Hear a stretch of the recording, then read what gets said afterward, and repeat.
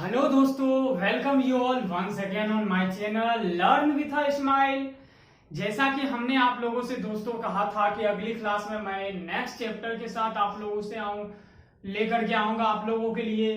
तो वही मैं आप लोगों के लिए नया चैप्टर लेकर के आया हूं, कोडिंग डिकोडिंग। स्टार्ट करने से पहले मैं आप लोगों को यह अवश्य कहना चाहूंगा कि आप लोग मेरे मेहनत को जरूर सराहें। आप लोग प्लीज ऐसा ना करें कि वीडियो देख करके चले जाएं, लाइक सब्सक्राइब ना करें। अगर आपको मेरी मेहनत अच्छी लगती है तो हमारे मेहनत को जरूर सराहें। मैं इसी तरह आप लोगों के लिए और मेहनत करके अच्छी से अच्छी वीडियो लाता रहूंगा। तो आज हम लोग पढ़ेंगे कोडिंग डिकोडिंग। इस चैप्टर से हर एग्जाम में 2 से 3 क्वेश्चन बनते ही बनते हैं।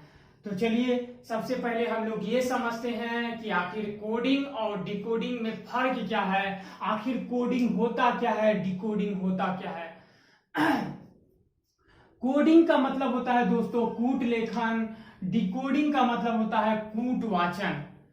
यानी क्या है कि जैसे संतोष देख रहे हैं, ये क्या है आपका एक मीनिंगफुल वर्ड है कि नहीं। यानी कि ये आपका एक अर्थपूर्ण शब्द है, ये आपका एक अर्थपूर्ण शब्द है जिसका कोई ना कोई मतलब निकलता है संतोष। लेकिन मैंने इसको ये क्या लिख दिया, TBOUPTI।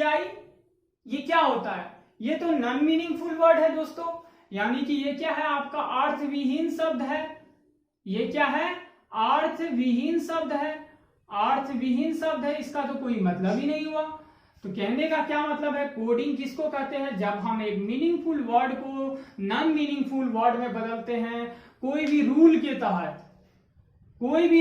तहत, तो उसको हम लोग कोडिंग कहते हैं, कूट लेखन कहते हैं। यानी the conversion of a meaningful word into a non meaningful word by a systematic manner is known as coding. समझ गए दोस्तों। अब यहां देखेंगे वो मैनर कौन है, एस से ये क्या गया, टी गया है, यानी एक बढ़ा कि नहीं। इसी तरह ए से बी गया, फिर एक बढ़ा। इसी तरह एन से ओ गया, फिर एक बढ़ा। टी से यू गया, फिर एक बढ़ा। इसी तरह एस से टी गया, एच से आई गया। यानी वो रूल क्या है, एक एक बढ़ रहा है और इसको एक मीनिंगफुल वर्ड को नॉन मीनिंगफुल बना दिया। तो इसी को हम लोग कोडिंग कहते हैं, कूट लेखन। इसको हम लोग संकेतन भी कहते हैं, कूटनीकरण भी कहते हैं, कूटन भी कहते हैं। डिकोडिंग क्या होता है, कूट वाचन क्या होता है दोस्तों, यानी डिकोड करना। ये जो है आपका क्या है, नॉन मीनिंगफुल वर्ड है। देखिए इसका कोई मतलब है, WFITVHS, कोई मतलब नहीं है। लेकिन इसको जब हम लोग डिकोड किए तो इसका एक मतलब निकल के आया दुर्गेश। क्या निकल के आया, दुर्गेश। ये नॉन मीनिंगफुल वर्ड को मीनिंगफुल में बदला मैंने, यानी डिकोड कर दिया। तो इसी को हम लोग डिकोडिंग कहते हैं, कूट वाचन कहते हैं। यानी जब एक अर्थविहीन शब्द, ये क्या आपका अर्थविहीन शब्द है, इसको हमने अर्थपूर्ण में बदल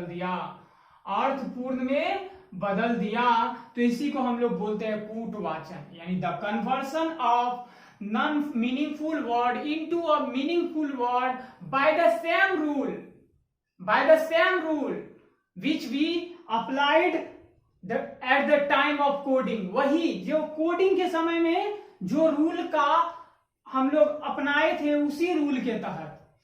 ऐसे मैंने यहां दूसरा रूल लिख रखा है, W का उल्टा क्या होता है, D। आपको अभी मैं आगे पढ़ाता हूं। अगर अंत से चौथे नंबर पे W आता है तो शुरू से चौथे नंबर पे D आता है। इसी तरह शुरू से छठे नंबर पे F आता है तो अंत से छठे नंबर पे U आता है। ठीक है, आता है कि नहीं। तो ये अभी हम आपको बताऊंगा, ठीक है, आगे चल करके। अभी तो क्लास स्टार्ट हुई है, तो आप लोग समझे दोस्तों कोडिंग और डिकोडिंग क्या होता है। यानी कोडिंग क्या है, जब एक आप मीनिंगफुल वर्ड को नॉन मीनिंगफुल में बदल देंगे तो इसको बोलते हैं कूट लेखन, कोडिंग। और डिकोडिंग क्या है कि जब आप कोई चीज को डिकोड कर देंगे, यानी कहने का मतलब क्या है, नॉन मीनिंगफुल वर्ड को मीनिंगफुल में बदल देंगे, तो आप इसको कूटवाचन कहते हैं। चलिए आगे चलते हैं, अभी तो क्लास स्टार्ट हुई है। पूरे कोडिंग डिकोडिंग का अगर सबसे ज्यादा इंपॉर्टेंट कुछ है तो आपको लेटर्स का अपोजिट याद रखना है, और आपको उसका जो है नंबरिंग याद रखना है। आपको नंबरिंग याद रखना है दोस्तों। कहने का क्या मतलब है, जैसे A1 पे आता है, B2 पे आता है, W कितने नंबर पे आता है, K कितने नंबर पे आता है, S कितने नंबर पे आता है, तो आप फिंगर पे इसको काउंट नहीं करेंगे। So don't panic, I have brought a rule for you all. ठीक है, उस रूल के तहत आपको इसको याद करने में बहुत आसानी होगा। आप मेरे साथ आप इसको दोहराएंगे तो आपको बहुत ही आसानी से याद हो जाएगा। देखते हैं, ए आपका कितना नंबर पे आता है, तो 1। ये तो इजी है, आप बोल देंगे ए से 1, B 2, C 3, D 4 और E 5। यहां तक तो कोई दिक्कत नहीं, याद करना है इसके नंबर्स को। ठीक है, एफ कितने नंबर पे आएगा, एफ आएगा आपका 6 नंबर पे। कैसे, तो आपको यहां पर याद रखना है F फॉर फिक्स 6, फिक्स 6, ऐसे याद रखना है। F फॉर फिक्स का अपोजिट 6। ठीक है, जी कितने नंबर पे आएगा आपका, G 7। कैसे याद रखेंगे, ग्रुप ऑफ 7 कंट्रीज बोलते हैं ना हम लोग, G for group of 7 countries, तो याद हो जाएगा G से 7, है ना दोस्तों। चलिए H का देखेंगे, H का क्या होगा, H तो आप गौर से देखेंगे, हम यहां H लिखते हैं और इसको हम नीचे से मिला देंगे और ऊपर से मिला देंगे, तो देखेंगे ये आपको 8 में बदल गया दोस्तों, है ना। तो H8, I 9, I तो आसानी से याद रहेगा, I तो आप लोग को आसानी से याद रहेगा 9, क्योंकि NIN 9, है ना। ठीक है दोस्तों, J4 और K4, ये दोनों को एक साथ याद रखेंगे। J और K, J आपका क्या है 10 और K क्या है आपका 11, है ना। तो J से जम्मू और K से कश्मीर, तो जम्मू और कश्मीर में डेली आप देखेंगे 10 से 11 गोलियां चलती है। जम्मू और कश्मीर में डेली 10 से 11 गोलियां चलती है, तो ये इजीली याद हो जाएंगे। L for how much, 12। L stands for lion, L stands for lion, और लायन को देखते ही हमारे चेहरे पर कितने बज जाते हैं दोस्तों, 12। कितने बज जाते हैं, 12। तो L क्या हो जाएगा, 12। M का क्या होगा पोजीशन, M मतलब मेरा तेरा, मेरा तेरा यानी तेरा, 13। M स्टैंड फॉर 13, और M और N तो एक साथ है ना दोस्तों, तो M के जगह आप N का कितना लिखेंगे, 14, 13 14, है ना, 13 14। आप इसको ऐसे भी याद रख सकते हैं, के को किंग्स 11, आपका एक टीम है ना IPL टीम, किंग्स 11 पंजाब, है ना, तो किंग्स 11 है ना। ठीक है, आगे बढ़ते। O stands for 15। आपको एक कोड बताता हूं, यहां पर लिखता हूं EJOTY,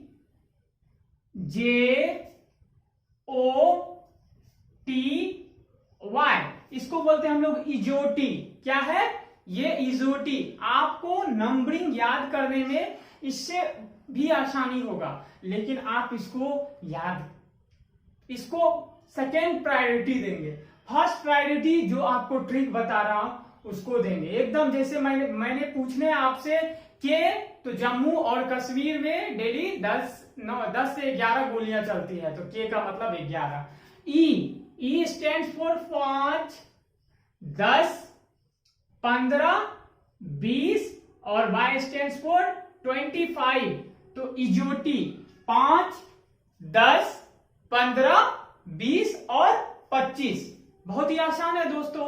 चलिए आगे बढ़ते हैं। O स्टैंड्स फॉर 15, इजोटी, इसका भी आप नहीं तो ORG एस का एक साथ याद रखेंगे 15, ये क्या है आर 18, 15 और 18, तो 15 और 18 साल के बच्चे को ORS का घोल दिया जाता है।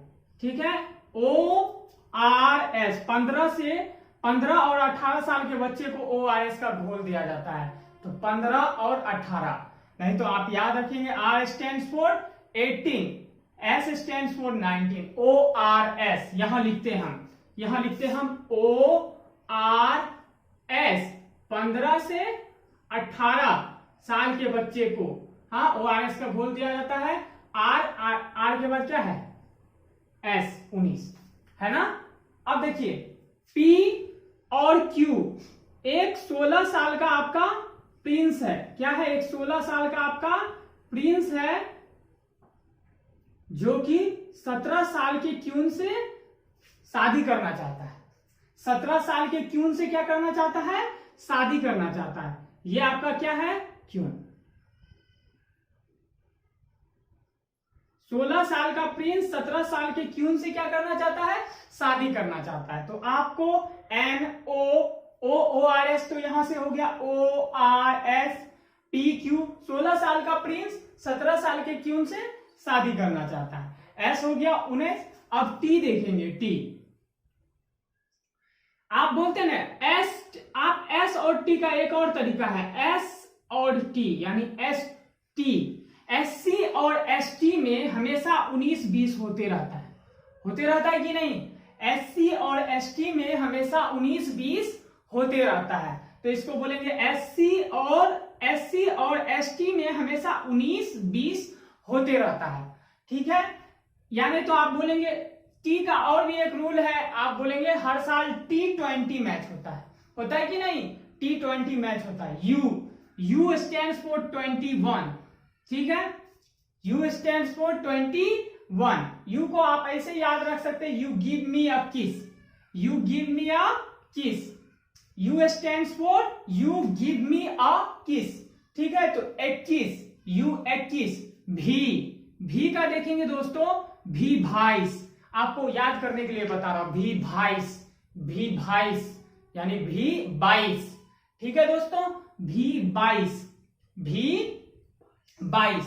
अब देखेंगे W और एक है X। तो W मतलब क्या होता है दोस्तों, वर्क, और हम लोग को 24 घंटा वर्क नहीं करना चाहिए, मतलब 24 घंटा वर्क नहीं करना चाहिए। यहां देखिए नहीं का ये काटा हुआ है, 24 घंटा वर्क नहीं करना चाहिए। 23, इसको याद रखेंगे, हम लोग को 24 घंटा वर्क नहीं करना चाहिए, मतलब 23। कितना, 23। नहीं, एक्स मतलब क्या होता है, काटा है मतलब नहीं कहने का मतलब है एक्स, 24 घंटा नहीं करना चाहिए था। ठीक है, इसमें एक घटा देंगे W, 23। कितना हो जाएगा दोस्तों, 23। और Y और Z तो सबको याद होगा, 25 और 26 होगा कि नहीं। ठीक है, अगर आपको अल्फाबेट का ऑर्डर पता है दोस्तों, तो आप बहुत ही इजी तरीके से क्वेश्चन सॉल्व कर पाएंगे। अगर आपको ये पता नहीं, Q stands for 17, R stands for 18, S stands for 19, P stands for 16, तो कैसे होगा। भी 22, 23, 24 सब आपको याद रखना होगा। ठीक है, आपको रिवाइज कराने की जरूरत नहीं है, आप इसको 1-2 बार बोलेंगे, खुद से सब याद हो जाएगा। ठीक है, चलिए आगे चलते हैं हम लोग। तो ये है आपका रिवर्स ऑफ लेटर्स।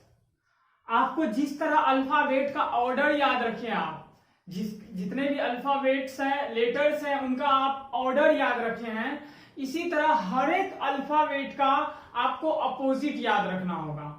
अपोजिट क्या होता है ये मैं बताता हूं आपको, पहले समझाता हूं अपोजिट क्या होता है। अगर हम ABCD लिखते हैं तो ABCD, तो इधर से अगर उधर से लिखेंगे तो ZYX, है ना।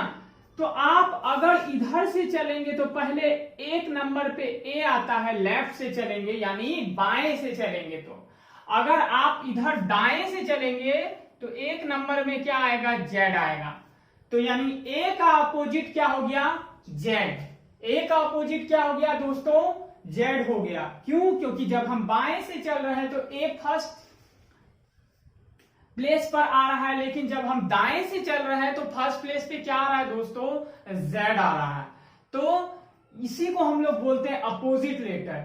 ठीक है, लेफ्ट से। इसी तरह अगर इधर से चलेंगे तो 2 नंबर पे बी आएगा लेफ्ट से, अगर उधर से चलेंगे तो आपका 2 नंबर में क्या आएगा?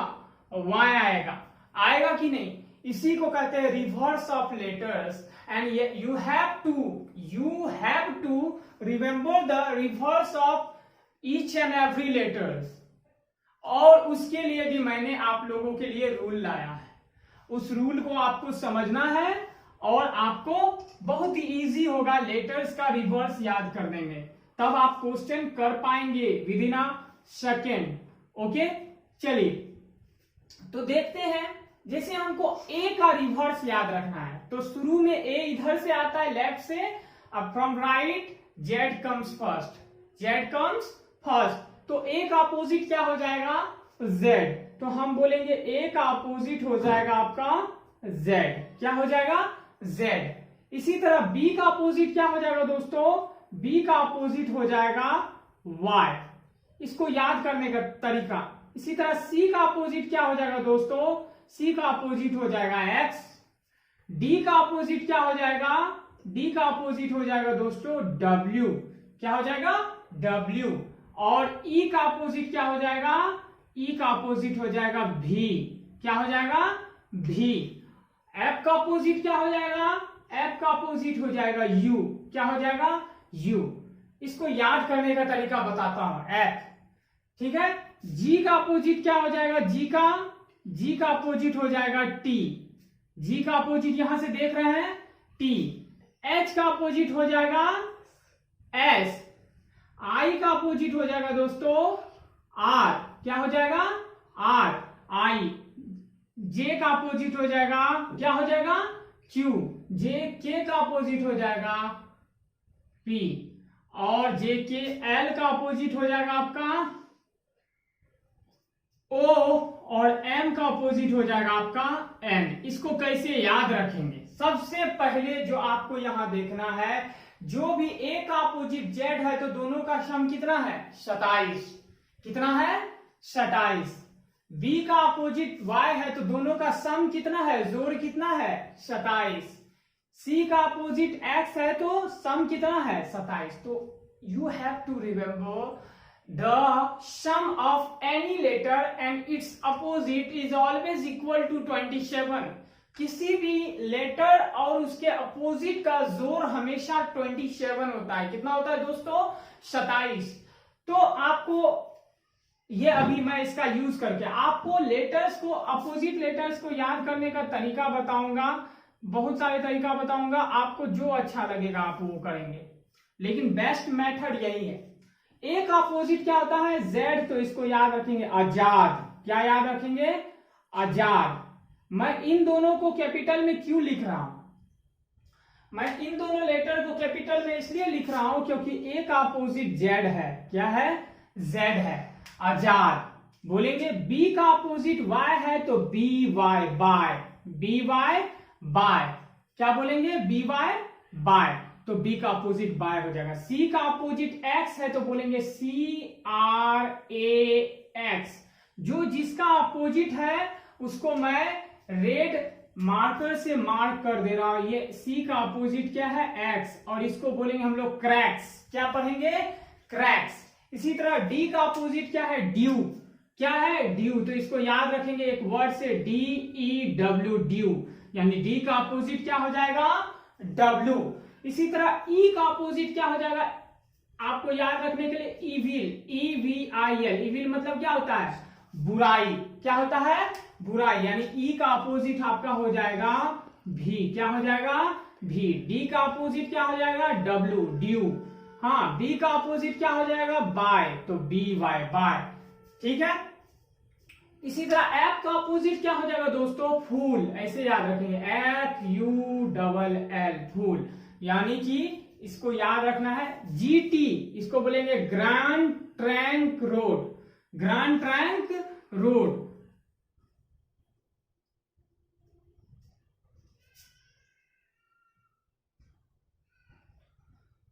तो जीटी रोड ऐसे याद रखें, जीटी रोड यानी ग्रैंड ट्रंक रोड, यानी जी का अपोजिट टी हो जाएगा।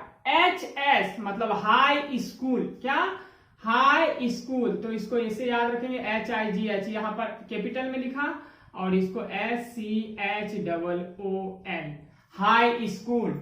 आई से इंडियन, आर से रेलवे, तो आई का अपोजिट क्या हो जाएगा, आई का अपोजिट हो जाएगा आपका R, Indian railway, Indian railway क्या हो जाएगा, Indian railway. Jack and queen क्या होगा, जैक एंड क्यून, JAC के जैक AND, जो आपका ये है उसको मैं कैपिटल लेटर में लिख रहा हूं, जैक एंड क्यून।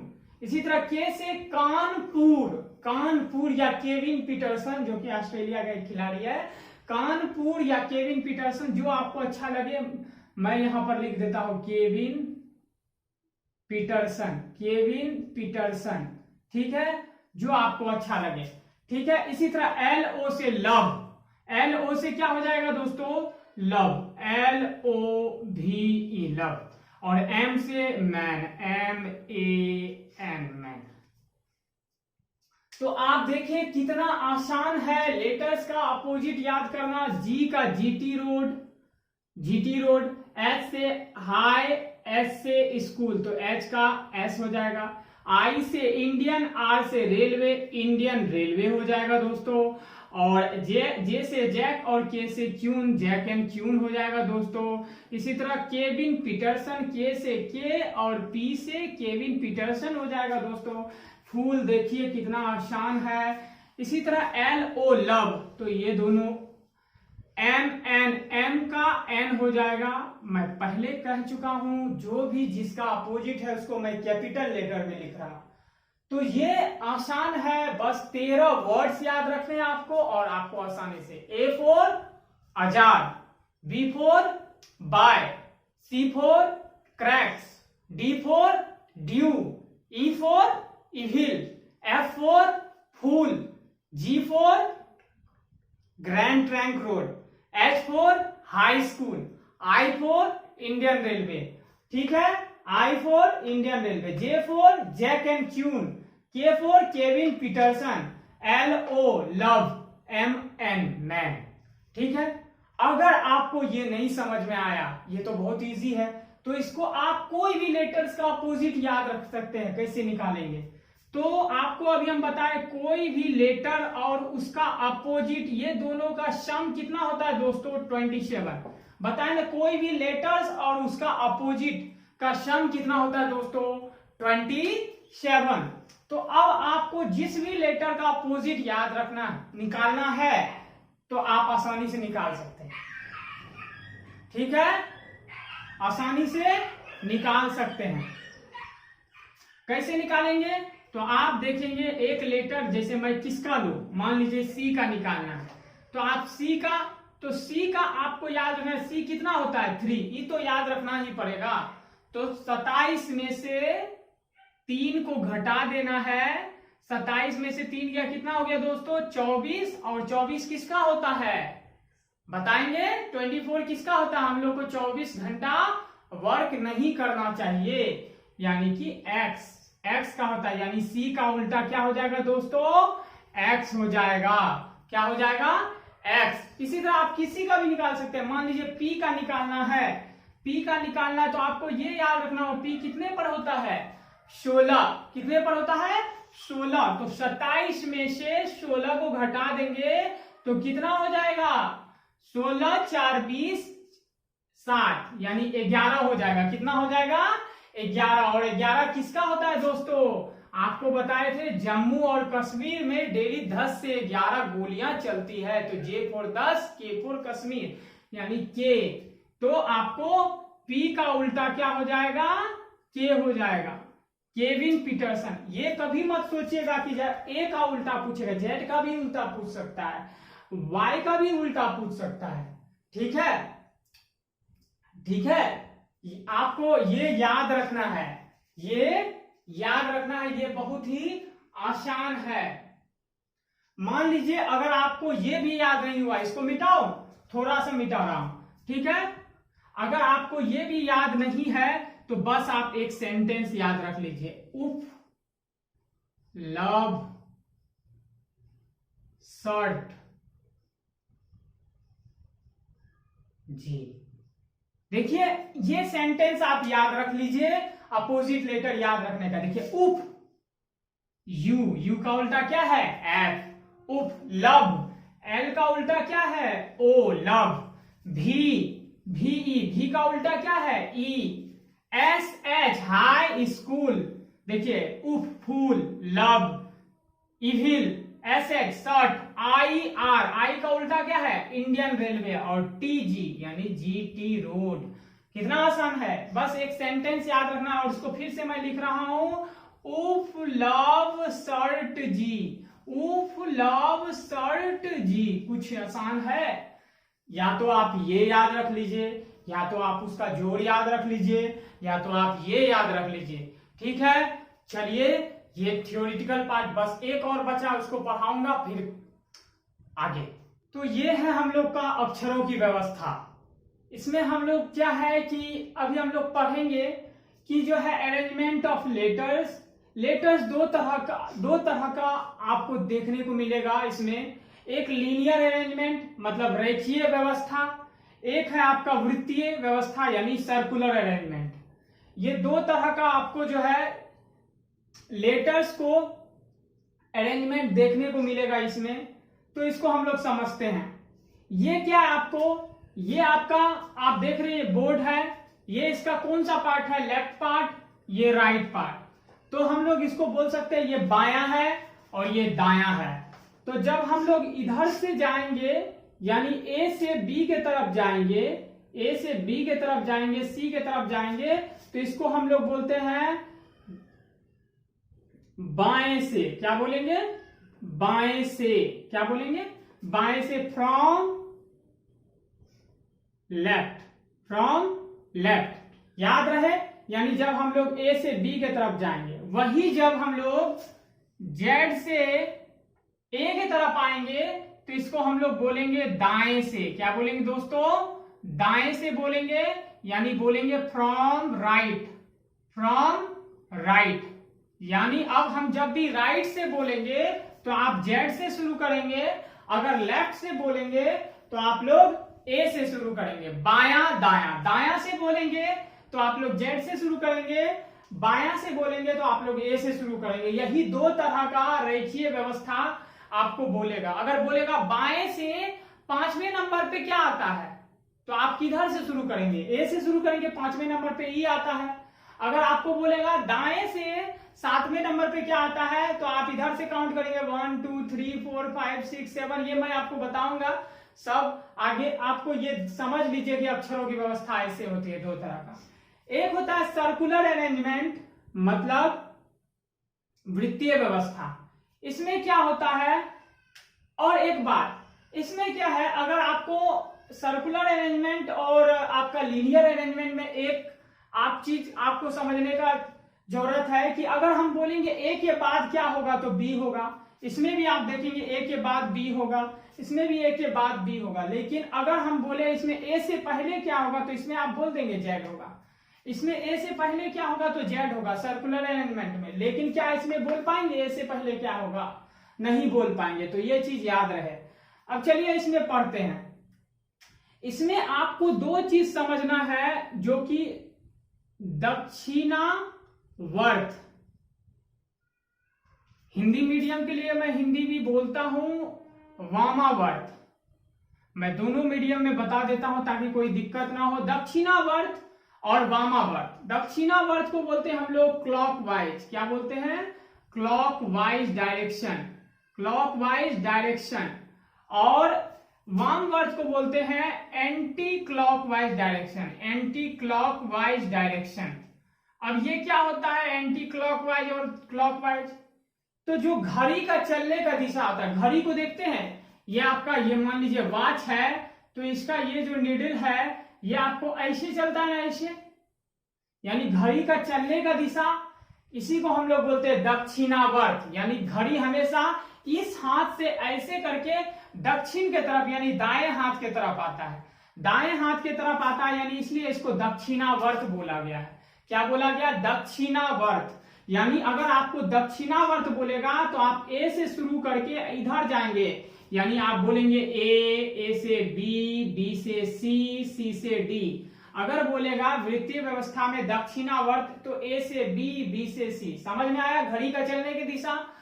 अगर वामवर्त बोलेगा, एंटी क्लॉकवाइज बोलेगा, तो यानी कि आपको एंटी क्लॉकवाइज मतलब घड़ी के चलने की दिशा के अपोजिट दिशा में, अपोजिट दिशा में, यानी आपको घड़ी का सुई इधर चलता है तो आपको अपोजिट, यानी आप ए से कहां जाएंगे? जेड, जेड से जाएंगे वाई, वाई से जाएंगे एक्स, ठीक है, और एक्स से जाएंगे डब्ल्यू, इस तरह। तो ये दोनों में डिफरेंस आप लोग को पता चला। Only two things you have to understand, what is clockwise direction and what is anti clockwise direction.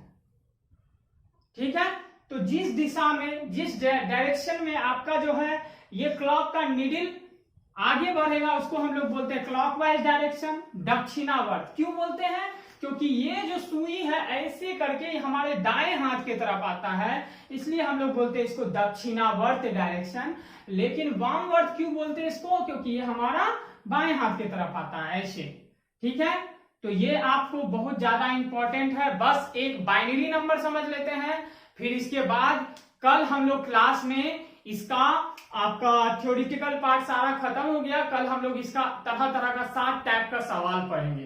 ठीक है, तो चलिए बाइनरी नंबर हम लोग समझ लेते हैं।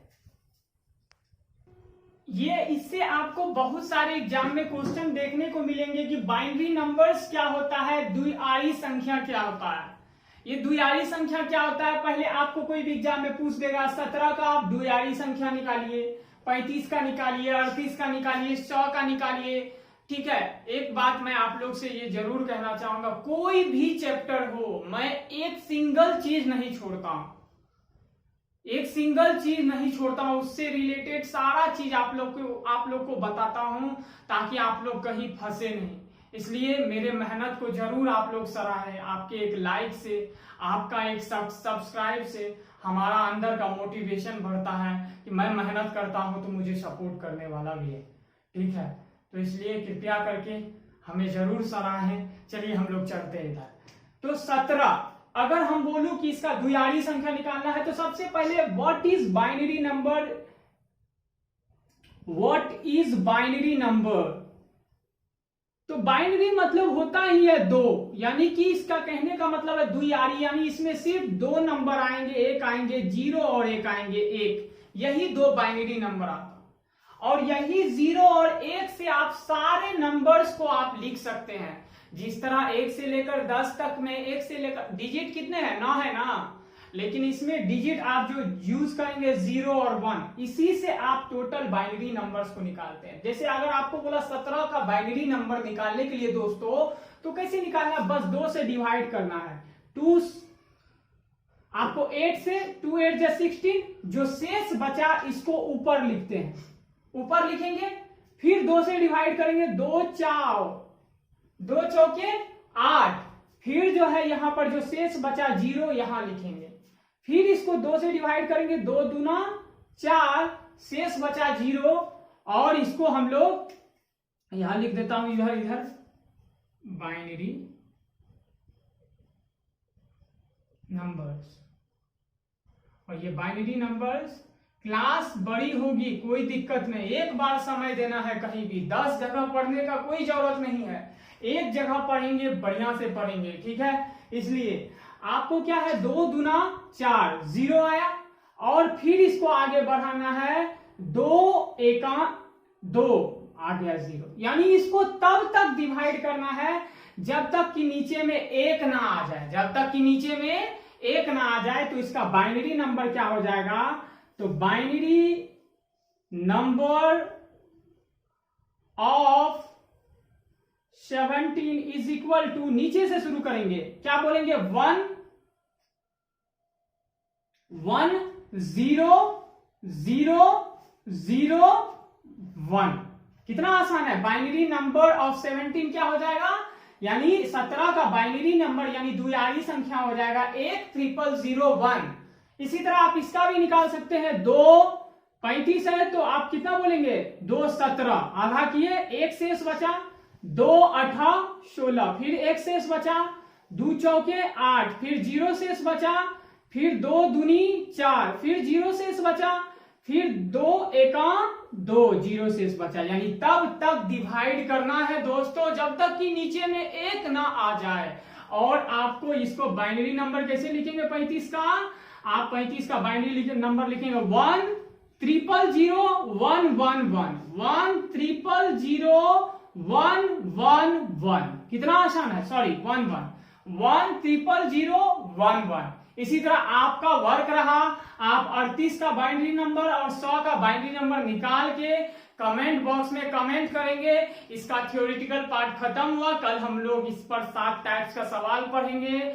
जाने से पहले फिर आपको एक बार जरूर बोलता हूं, बहुत सारे लोग ऐसे होते हैं जो देख लेते हैं पर हमारे मेहनत को नहीं सराहते हैं, तो आप लोग ऐसा ना करें। आपके एक लाइक से, आपके एक सपोर्ट से हमें मोटिवेशन मिलती है, इसलिए जरूर सपोर्ट करा करें। अपना ख्याल रखें, ठीक है। धन्यवाद दोस्तों।